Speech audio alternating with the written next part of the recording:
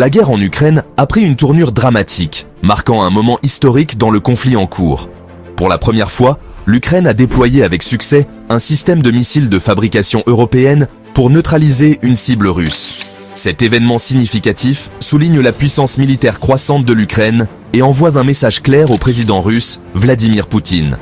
La frappe signifie un changement potentiel dans l'équilibre des pouvoirs, démontrant la capacité de l'Ukraine à utiliser efficacement une technologie militaire de pointe.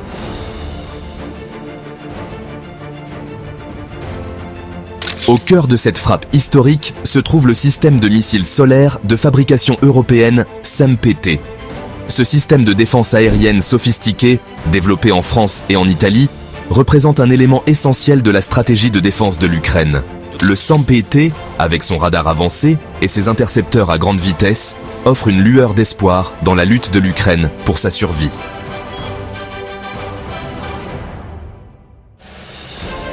Le SAMPT, abréviation de Système solaire moyenne portée terrestre, incarne un héritage d'innovation européenne en matière de défense.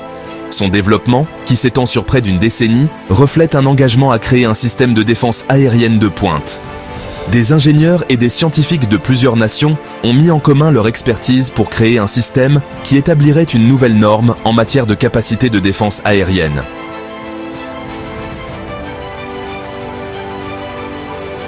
Au cœur de l'efficacité du SAMPT se trouve son système radar de pointe, connu sous le nom d'Arabelle. Ce radar sophistiqué, développé par Thales, confère au SAMPT une capacité inégalée à détecter, suivre et engager des cibles aériennes.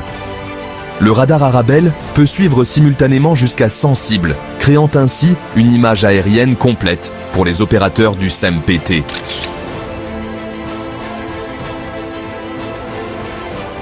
La véritable force du SAMPT réside dans son formidable arsenal de missiles Aster 30. Ces intercepteurs haute performance fournissent au SAMPT la puissance de feu nécessaire pour neutraliser un large éventail de menaces aériennes.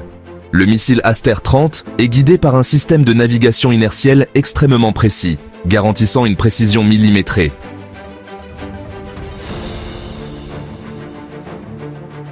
Alors que le monde s'émerveillait de la nouvelle du succès de la frappe de missiles ukrainienne, l'incertitude planait sur la nature exacte de la cible russe. Les premiers rapports suggéraient diverses possibilités, chacune ayant son propre poids dans le récit global du conflit. L'absence de preuves visuelles concrètes et le brouillard de la guerre entourant l'incident laissaient planer le doute.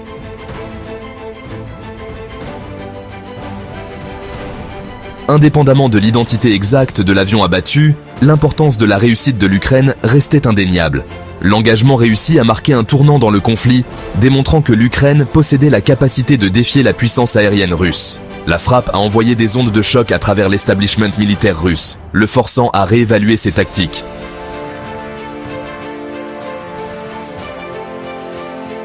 Malgré le succès indéniable du système SAMPT, des doutes subsistaient quant à sa viabilité à long terme. Les critiques ont souligné le nombre limité de batteries SAMPT en service en Ukraine et les défis liés au maintien d'un approvisionnement régulier en missiles Aster 30. Le débat sur les mérites relatifs des systèmes SAMPT et Patriot a mis en évidence la complexité de l'aide militaire à l'Ukraine.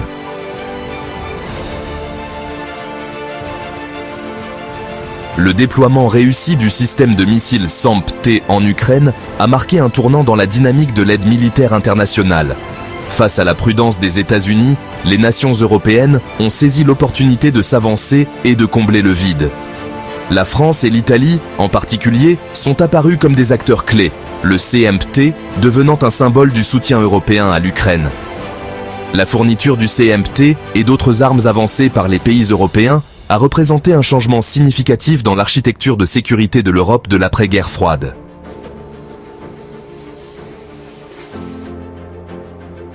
Pour l'Ukraine, l'afflux d'aide militaire européenne, incarné par le SAMPT, a offert une bouée de sauvetage en période de besoin extrême.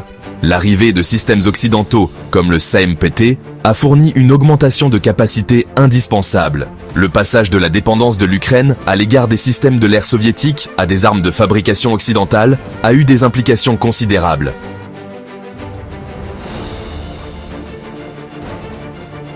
L'émergence des nations européennes, comme principaux fournisseurs d'aide militaire à l'Ukraine, a introduit une nouvelle couche de complexité à l'équilibre géopolitique.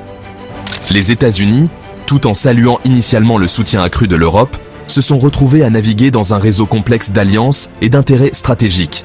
L'administration Biden a cherché à maintenir un front uni en faveur de l'Ukraine, tout en évitant les actions susceptibles de conduire à une escalade incontrôlable du conflit.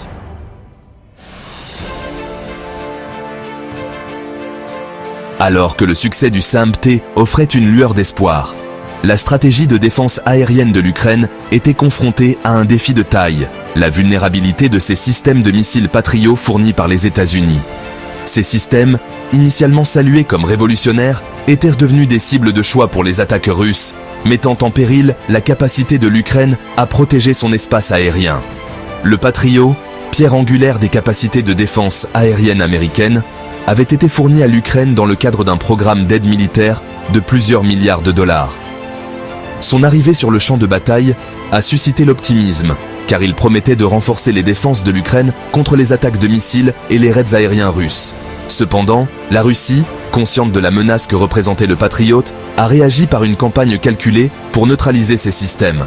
Les forces russes ont employé une combinaison de tactiques pour cibler les systèmes patriotes, notamment la guerre électronique, les leurres et les frappes de saturation, utilisant une variété de missiles, dont le missile balistique Iskander-M, connu pour sa précision et sa capacité à échapper à certains systèmes de défense aérienne. Ces attaques, souvent menées en succession rapide, visaient à submerger les défenses du Patriot et à exploiter toute vulnérabilité. L'efficacité de la campagne antipatriote de la Russie est devenue de plus en plus apparente à mesure que des rapports faisant état de frappes réussies contre ces systèmes ont émergé. Les responsables ukrainiens ont reconnu les pertes, tout en soulignant les défis inhérents à la défense contre un adversaire aussi déterminé et bien équipé. La situation a soulevé des inquiétudes quant à la viabilité à long terme de s'appuyer uniquement sur le Patriot comme solution principale de défense aérienne.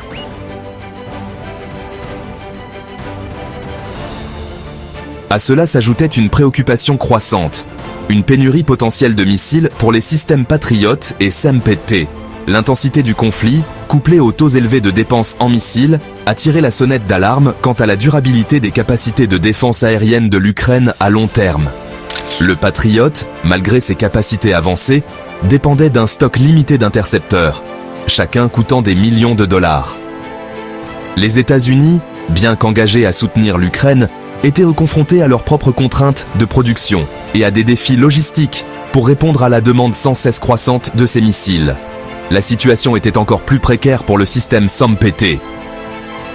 Les missiles Aster 30, bien que très efficaces, étaient produits en nombre limité, principalement en raison de leur complexité et de la nature spécialisée de leurs composants.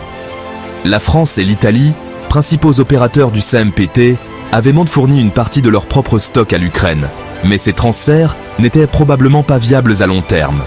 La pénurie imminente de missiles présentait un dilemme stratégique pour l'Ukraine et ses alliés occidentaux. D'une part, continuer à fournir à l'Ukraine ces systèmes avancés était considéré comme essentiel pour contrer l'agression russe. D'autre part, la nature limitée de ces ressources, associée aux coûts élevés et aux longs délais de production, nécessitait une approche plus mesurée et stratégique de leur déploiement.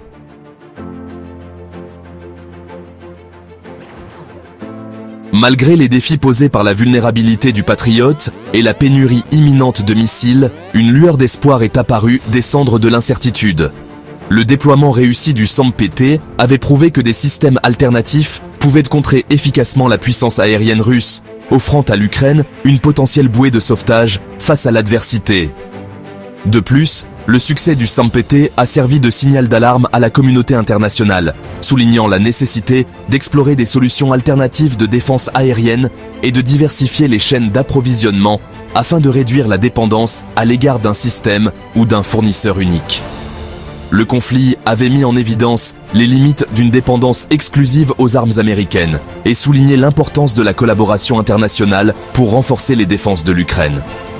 En réponse à l'évolution de la situation, des discussions ont commencé entre les alliés occidentaux sur la possibilité de fournir à l'Ukraine des systèmes de défense aérienne supplémentaires provenant de leur propre stock, notamment des systèmes comme l'Iris-T allemand, le NASAMS norvégien et le SAMP-T italien. Ces systèmes, bien que différents dans leurs capacités et leur portée, offraient des alternatives ou des compléments potentiels aux Patriot et aux SAMP-T. En outre, le conflit a stimulé l'innovation et accéléré le développement de nouvelles technologies de défense aérienne, en mettant l'accent sur la lutte contre les missiles hypersoniques et les drones. Des entreprises et des instituts de recherche du monde entier travaillaient sans relâche pour développer des systèmes de nouvelle génération capables de fournir une protection encore plus robuste contre les menaces en constante évolution.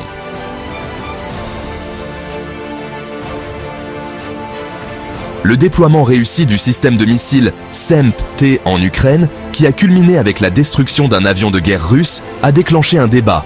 Ce système européen pourrait-il changer la donne ?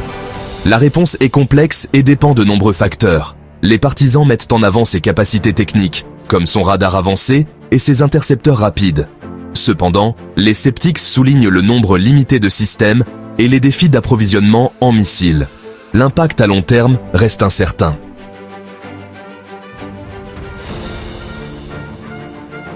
Alors que le conflit en Ukraine se poursuivait, le pays se trouvait sur la corde raide, devant concilier son besoin immédiat de capacité de défense aérienne avec l'objectif à long terme de construire une posture de défense durable et résiliente.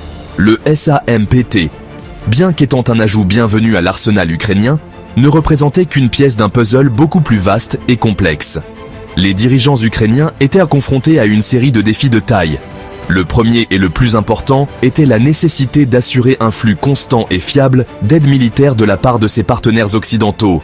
Cela comprenait non seulement les systèmes de missiles comme le SAMP-T et le Patriot, mais aussi une large gamme d'autres équipements, des munitions et des pièces d'artillerie, aux radars, aux drones et aux équipements de communication sécurisés.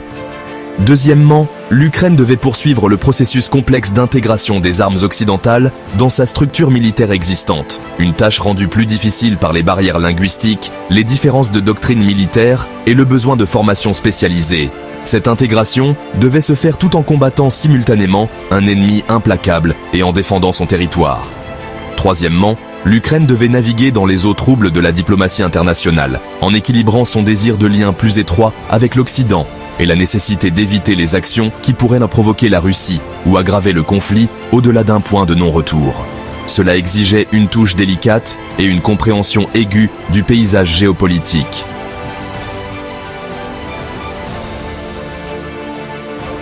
La destruction de l'avion de guerre russe, symbole puissant de la force militaire de Moscou, a marqué un tournant dans le conflit ukrainien, un témoignage retentissant de l'impact des armes de pointe et d'une défense déterminée. Le SAMP-T, fleuron de la technologie militaire européenne, avait fait ses preuves, gravant son nom dans les annales du conflit. Pourtant, cette victoire, bien que significative, n'était pas un triomphe définitif, mais plutôt un changement de courant, un signe avant-coureur d'une lutte prolongée et imprévisible. La véritable importance du succès du SAMP-T ne résidait pas seulement dans sa puissance destructrice, mais dans sa résonance symbolique. Il a brisé l'aura d'invincibilité qui enveloppait les opérations militaires de la Russie, insufflant un regain d'espoir dans le cœur des soldats et des citoyens ukrainiens, une lueur de défi face à l'ombre grandissante du désespoir. Cette victoire symbolique s'est étendue au-delà des frontières de l'Ukraine, résonnant dans les couloirs du pouvoir des capitales occidentales. Elle a servi de rappel puissant de l'importance de l'aide militaire, de la nécessité d'équiper l'Ukraine des moyens de défendre sa souveraineté, son existence même. Elle a souligné le rôle crucial des nations européennes dans le partage du fardeau de la défense, dans la formation d'un front uni contre l'agression russe. Pourtant, au milieu de l'euphorie de la victoire, une réalité qui donne à réfléchir persistait. Le SAMP-T, bien qu'indéniablement efficace, n'était pas une solution miracle, une solution magique aux défis complexes auxquels l'Ukraine est confrontée. C'était un outil puissant, mais seulement un outil dans un vaste arsenal en constante évolution.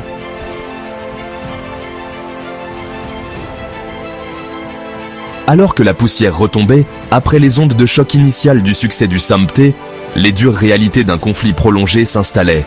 La route qui s'ouvrait devant l'Ukraine restait semée d'embûches, un chemin périlleux jonché d'obstacles et d'incertitudes. Le spectre d'une escalade, d'un conflit plus large engloutissant la région, planait, projetant une longue ombre sur toute lueur d'optimisme. La pénurie de missiles, une préoccupation pressante avant même le déploiement du SAMP-T, prenait désormais une nouvelle urgence. L'appétit insatiable de la guerre moderne, sa consommation incessante de munitions, menaçait de dépasser même les lignes d'approvisionnement les plus généreuses. La capacité des nations occidentales à maintenir ce flux d'armes, à équilibrer leurs propres besoins stratégiques avec les exigences d'un conflit lointain, restait une question ouverte. De plus, le champ de bataille lui-même était un paysage en constante évolution, une arène dynamique et imprévisible, où l'avantage technologique pouvait être éphémère, où la victoire pouvait facilement se transformer en défaite. La Russie, malgré ses revers initiaux, restait un adversaire redoutable, ses vastes ressources militaires et ses prouesses technologiques ne devant pas être sous-estimées. Le Kremlin, piqué par l'humiliation de ses pertes, allait probablement riposter, adapter ses tactiques, déployer de nouveaux systèmes d'armes plus meurtriers dans une tentative désespérée de reprendre le dessus. Le conflit, loin d'aboutir à une résolution décisive, semblait prêt à entrer dans une nouvelle phase, encore plus dangereuse.